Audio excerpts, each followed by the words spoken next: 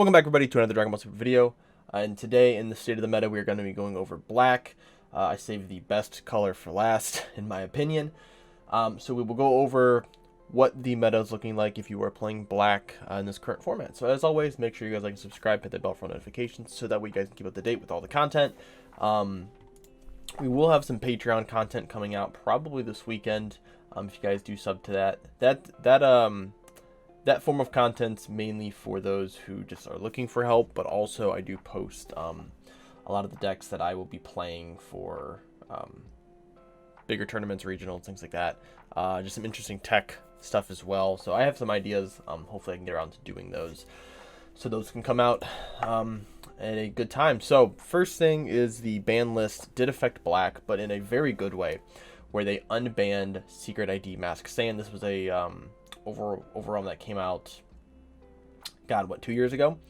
And the power of this card was so intense, right? This was the overrealm of choice until Fighting Against Fates came out for a while. But this did get banned because of a token strategy that basically came out that was really bad, the Toa token deck, which is unfortunate because it has a very cool concept to it, but was very bad. And then they had to basically remove this card so that deck was playable. Now, fast forwarding, unbanning Secret ID, this probably comes the beneficial, like, priority one overrealm for most decks. It's probably going to be between this or the new Vegeta promo, which we will get to in this video. It's kind of being the number one, number two overrealms for people to choose from. This being able to just remove six energy or less, which really deals with a lot of flow to the ground battle card decks. Being able to snipe tokens. This is going to be a very good card. Also, just being able to just have something that can always remove multiple Z battle cards. Again, just a very powerful card. Most black decks probably aren't actually going to play this, so this is actually the benefit to everybody else rather than to black decks, but it is an option for black decks to play. Now, we only had one leader come out in this next set, which is okay, which is Umber, Maddening Force. This is, I would say, the best generic black leader we've probably ever had in the game that does not revolve around overrealm. I would say Vegex is probably the best leader that black has probably ever seen, just because of how powerful that deck actually was. Dark Broly's probably there too, but this leader does not focus on overrealm as being a way to play things on curve, essentially. Overrealm is something you can do, but it's definitely not a need in this deck. The amount of drawing that this deck does, being able to stall out your opponents, or stun lock essentially their board with the use of some of the big cards they have in their deck, makes this leader incredibly good. And it's going to be good for a very, very long time. Two big points to this deck is you do have the Z leader, which is very powerful, honestly. When it first came out, we were very, I would say, hesitant of the effect of giving card Servant. But you can combo with two of them, basically during each battle step, one on your side and one on your opponent's side. Which works very well with the 8-drop that basically gives your opponent's board Servant.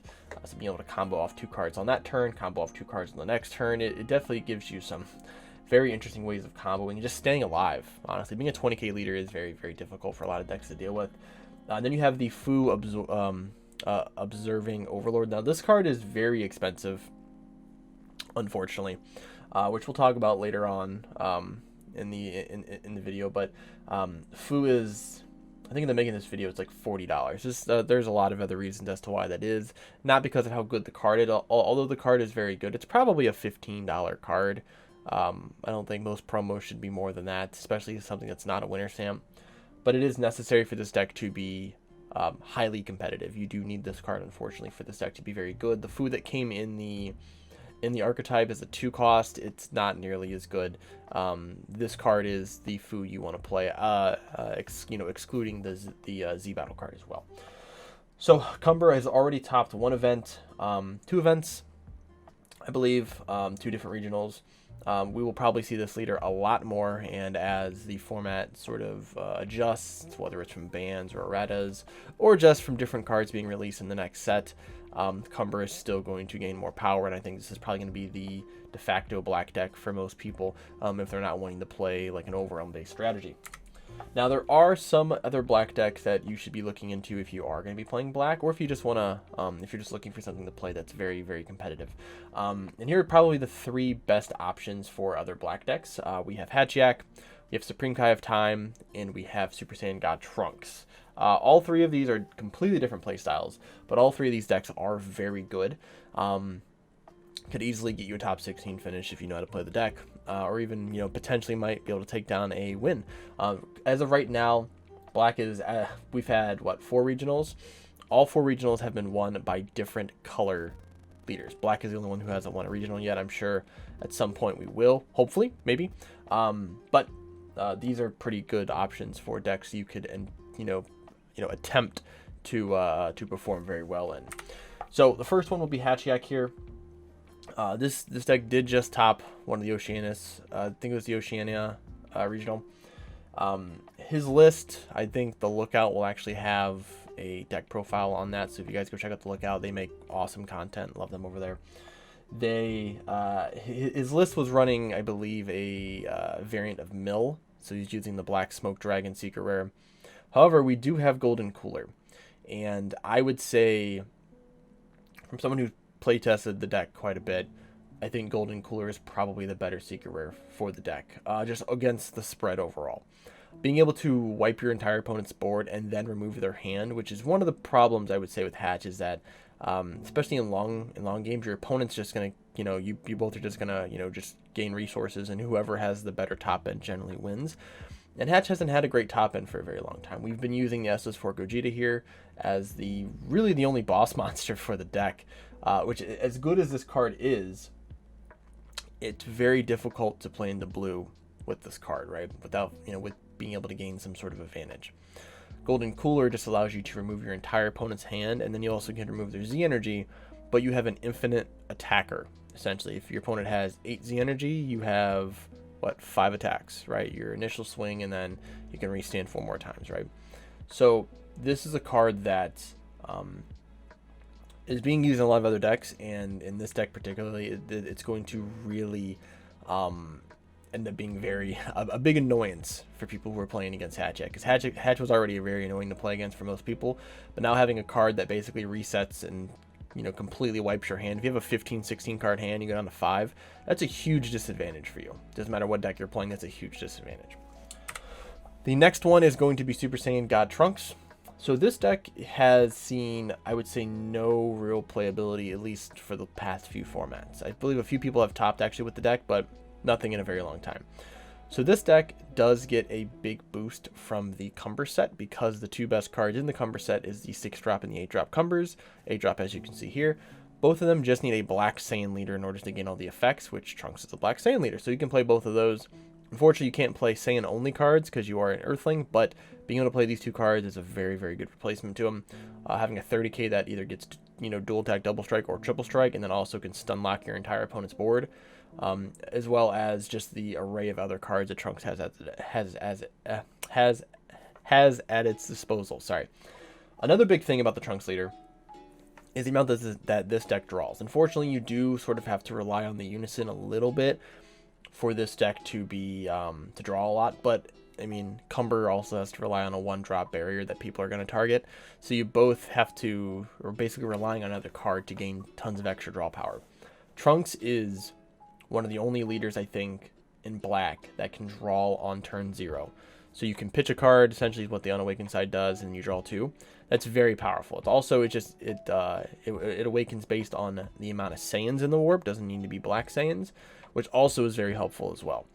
This deck has tons of value. It's something that I really want to play, and I have a list that I will probably share either on here on Patreon.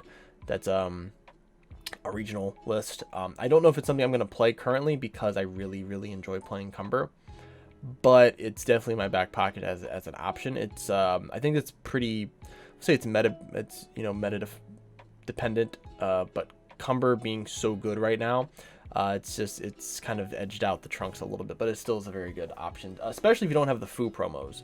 If you have everything else for black and you want to play a good deck that has the ability of overwhelming and using thwarting and things like that, and you don't have the Fu promos, play Trunks. It's a very, very good deck. Then last out of the three is going to be Supreme Kai. This one has probably the most consistent regional tops as of right now for black decks. This deck is incredibly good. Very hyper aggro style. You can also kind of switch to kind of a mid-range variant of the deck as well, because you don't really use a lot of energy. You're playing a lot of your cards for free, right? You're playing 2 overwhelms for, per turn for free, potentially keeping them on board. Both of these cards here on the screen are terrifying. Trunks as being a dual attacker that also builds UZ energy. Goten being either a free play or a 1-cost 25k double strike that also can draw you a card is crazy. You can play, I think there have been games where I've played 3 Goten in 1 turn. It's not very likely. You'll more likely just play 1. You can also play 2 pretty easily as well. But this card not being limit 1, this card not being unique is incredibly scary. And I didn't even mention the fact that this deck actually has a counter built into the archetype that also searches out your super combos, right? It's an incredible deck. It's a deck that I want to learn how to pilot a little bit better. Probably after these next 2 regionals, I'll probably sit down and actually really get into playing it, just because I really enjoy playing Cumber. But this is a deck that if you like to go fast and turn cards sideways, this is going to be your option right now for black. Now, as always, at the end of the video, I like to go over some cards that you should be looking into getting if you don't have these staples. And then including probably a new card here. So I didn't include the Fu because the Fu was already at the beginning of the video, but Fu is definitely a card that if you are playing Cumber, you need that card. So if you can get that card, if you want to play Cumber, if you want to play Cumber competitively, store championships, regionals, online events, things like that, you're going to want to get that Fu. If you don't have the Fu, you can try to play Cumber, but you're not going to have as sufficient of a time because you don't have the Fu card. So it is what it is. It's unfortunate, but and that card is just going to be more expensive now because of all the distribution issues.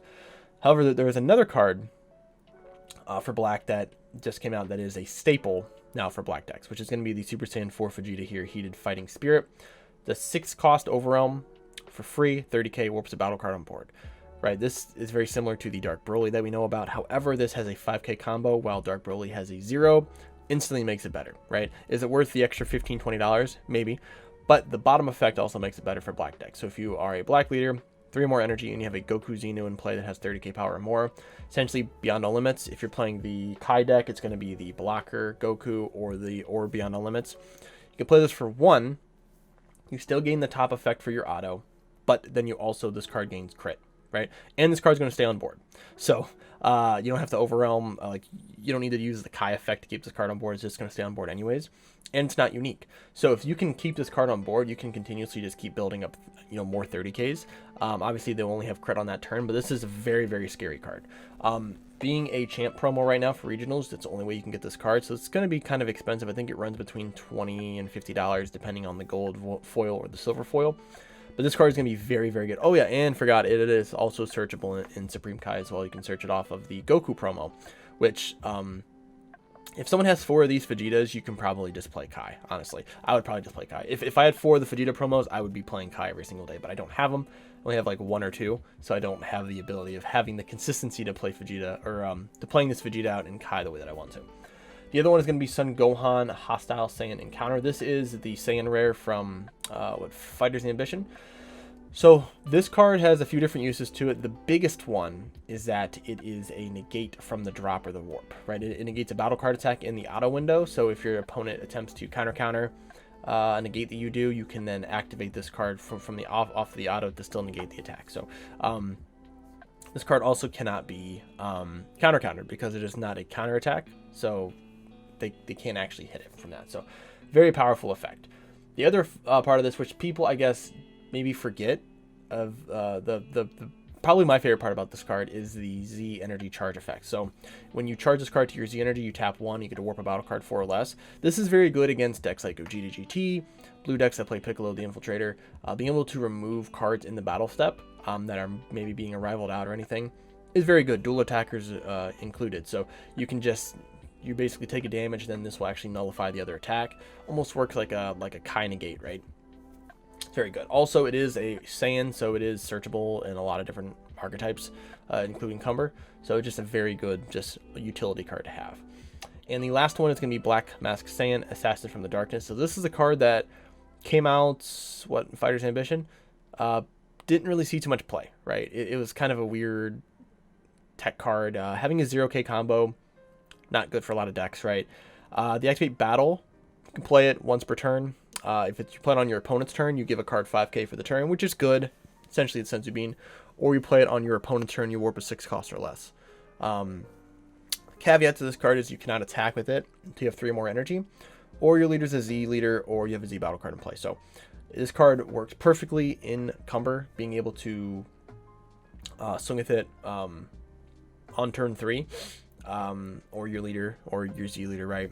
But just allowing you just to remove stuff in the combo area, or in the combo step, giving your leader a 5k buff.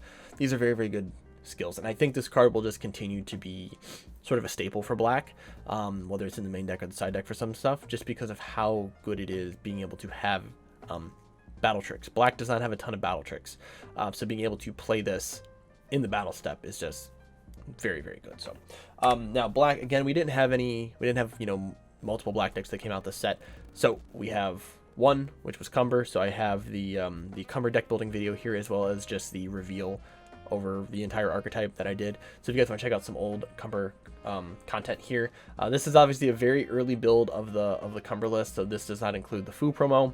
So I actually haven't made a new updated list because I'm kind of holding on to it until after regional season, at least for the first month or so.